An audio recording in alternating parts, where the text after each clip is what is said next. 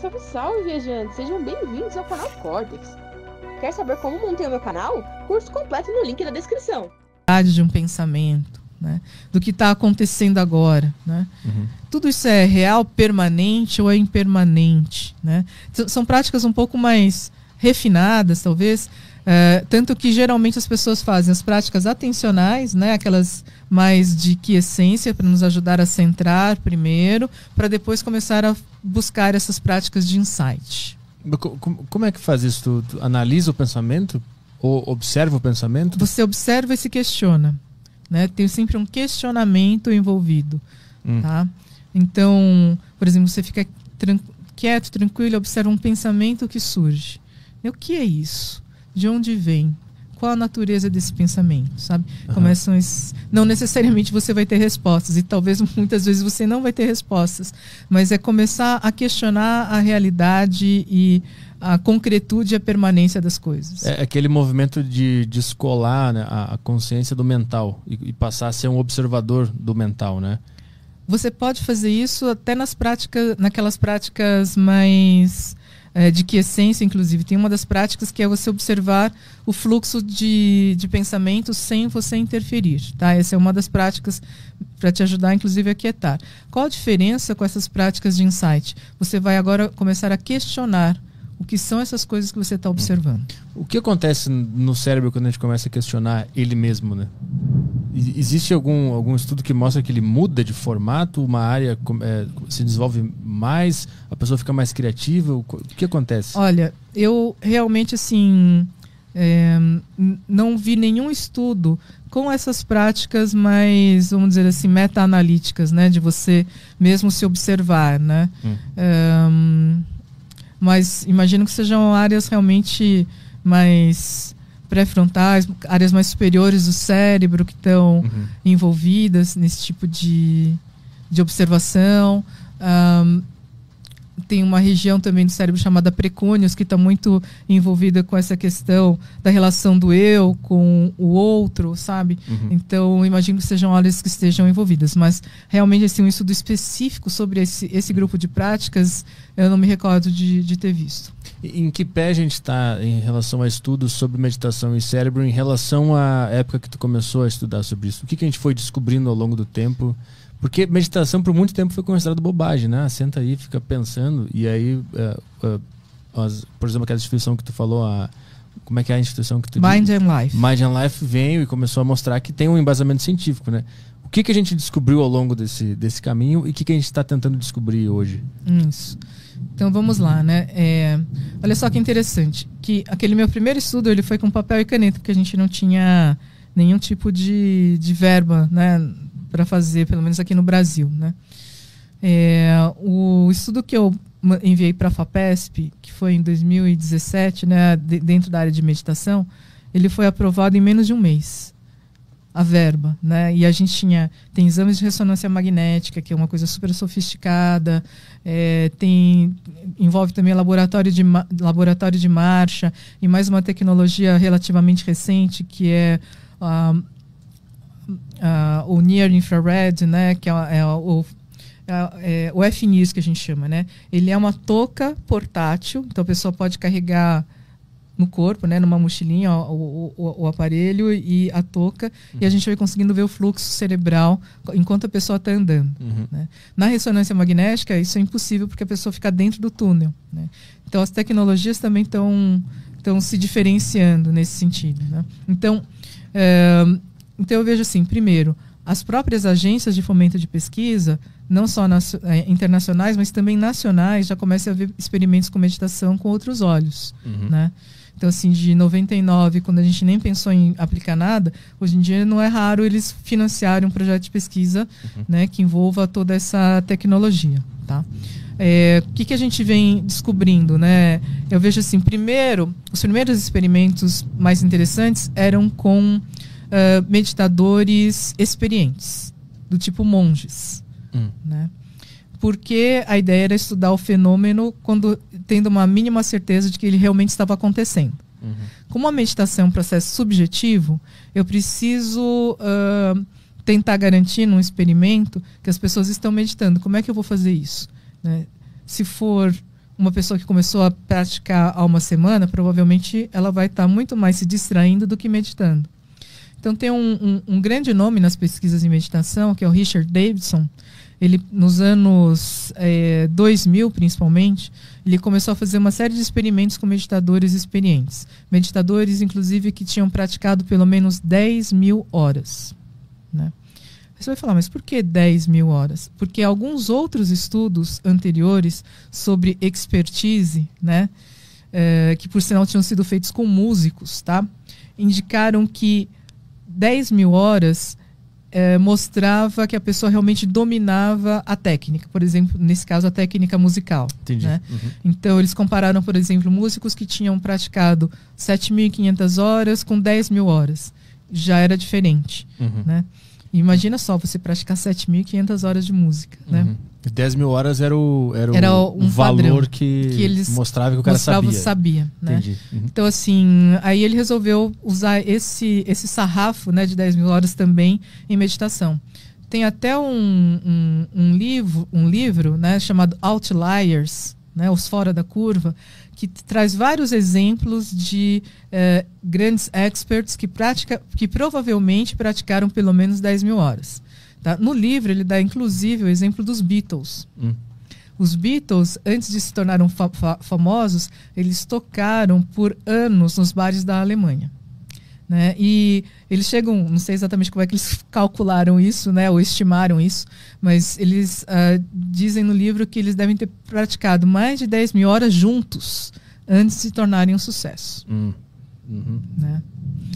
Bom, então, tendo por base essas 10.000 horas, né, o Richard Davidson começou a recrutar, então, monges que tinham essa prática. Alguns deles tinham ficado anos em prática meditativa, né? E no experimento dele, tinham monges que tinham praticado de 10.000 a 40.000 horas. Né?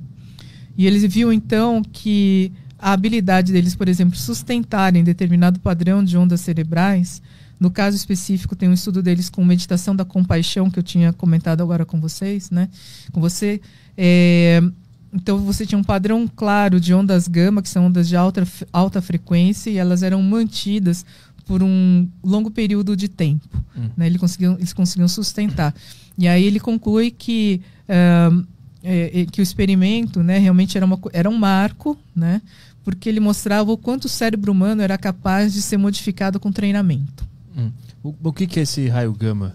Não é raio, é ondas gama. Onda gama, o que então, é? São ondas de alta frequência do cérebro. Você tem ondas beta, alfa, que geralmente as pessoas falam mais, estou entrando em alfa, né? Que é uma onda mais de relaxamento. Mas especificamente para esse grupo de meditadores experientes e que estavam fazendo a prática de meditação da compaixão, não eram as ondas alfas predominantes, eram essas ondas de alta frequência que eram ondas gama. Mas elas são melhores? Elas não são melhores, as ondas elas não são melhores ou piores, elas indicam um estado alterado de consciência. Né?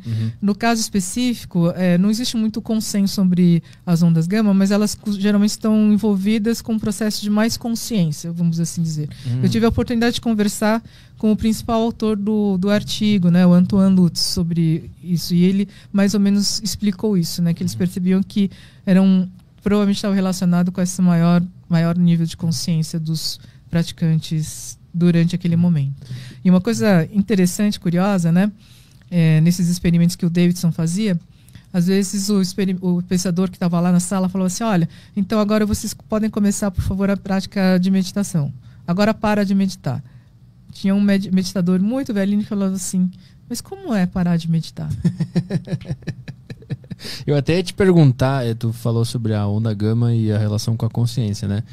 O que a ciência fala, o que a gente tem de mais, alguma teoria, algum palpite do que é a consciência? O que é isso que consegue se auto-observar? Existe alguém tentando alguma resposta? Existe algum palpite, alguma coisa? Olha, existem pessoas estudando nessa área, existem até algumas verbas, né, de pesquisa voltadas especificamente para a consciência. Não é a minha expertise, né? Mas eu acho que a gente ainda está muito longe dessa resposta. Essa pesquisa que tu mencionou de 2017, ela foi o quê? Qual foi essa pesquisa? A gente estava, na época, com pacientes com esclerose múltipla, era o nosso interesse, né? Então a gente queria entender primeiro, qual a diferença entre um paciente com um diagnóstico recente de esclerose múltipla e uma pessoa sem esse diagnóstico, né? E submeter esse grupo de pacientes a uma prática de yoga, né? Especificamente, no caso, era o Iyengar Yoga, que é uma prática de yoga que tem uma série de suportes, como blocos, faixas, que podem ajudar um paciente que já tem algum nível de comprometimento físico, né? Então, inclusive a Ana Luísa Matsubara, né, que é a professora de yoga, nos procurou e tal. A gente tem um grande número de pacientes, né, com esclerose múltipla sendo atendidos no hospital. E aí a gente começou a elaborar esse protocolo. Então, não era especificamente com meditação, mas com yoga, né, que envolve também a parte mais física. E qual foi a conclusão? Né? Então, primeiro a gente viu algumas diferenças na atividade, né, do cérebro, em especial quando você coloca os pacientes com diagnóstico recente e as pessoas que não têm o diagnóstico caminhando no laboratório de marcha e utilizando aquela tecnologia que eu falei com você do FNIRS, que vai ver o fluxo sanguíneo cerebral enquanto a pessoa está em movimento, né? Nós vimos que os pacientes eles precisam recrutar mais áreas do cérebro para poder fazer o movimento, né? Em especial se eles tiverem que fazer uma dupla tarefa. O que é a dupla tarefa? Enquanto você caminha, que é a tarefa 1, tem uma outra tarefa que é prestar atenção numa sequência de números, né? E você dizer, por exemplo, se eu te passo a sequência assim, 9, 8, 7, 9, 7. Opa, falei 7. Se um número aparecer nas duas posições anteriores, eu tenho que apertar um botão enquanto eu estou andando, né? Nesse caso, principalmente, o paciente tinha que recrutar mais áreas do que o indivíduo que não tinha o diagnóstico. Então, como se tivesse, entre aspas, uma sobrecarga na atividade. Né? Entendi. A outra conclusão, a gente, infelizmente, veio a pandemia no meio da história. Então, a gente vai ter agora que retomar o experimento com os pacientes, né? Porque a gente não tinha conseguido um número muito bom ainda, porque a gente tem um grupo que tá fazendo yoga e o outro que não faz, fica em espera, né? Ele só está com atendimento normal, médico, fisioterapêutico, etc. E a gente começou a ver alguns dados preliminares bem interessantes, em especial do relato dos pacientes que vinham do yoga, né? Mas a gente vai ter que continuar o estudo agora, depois da pandemia. Porque o yoga ele é uma prática que leva até o estado de meditação, né? Depois que esses pacientes passaram por isso, essa sobrecarga ela diminuiu. Então, a gente acredita que é por aí que a nossa hipótese é essa, né? Mas a gente ainda não conseguiu um número de pacientes suficiente para poder afirmar isso, né? Mas é bem interessante a gente ver essas questões. Até existem já livros de yoga para pacientes com esclerose múltipla, para você ver como existe essa ideia, né, de que realmente o yoga pode ajudar os pacientes. O yoga, na verdade, assim, para quem é um yogi, né, vai achar que é uma heresia eu falar de meditação separado do yoga, né? Porque dentro do caminho do yoga, justamente as práticas físicas, respiratórias, etc., vão ajudando o indivíduo a se aquietar e conseguir fazer uma prática de meditação sentado, né? Então, é um processo e a meditação está dentro desse processo. Mas não é toda a tradição que tem um processo físico ou respiratório que precede a prática meditativa, né?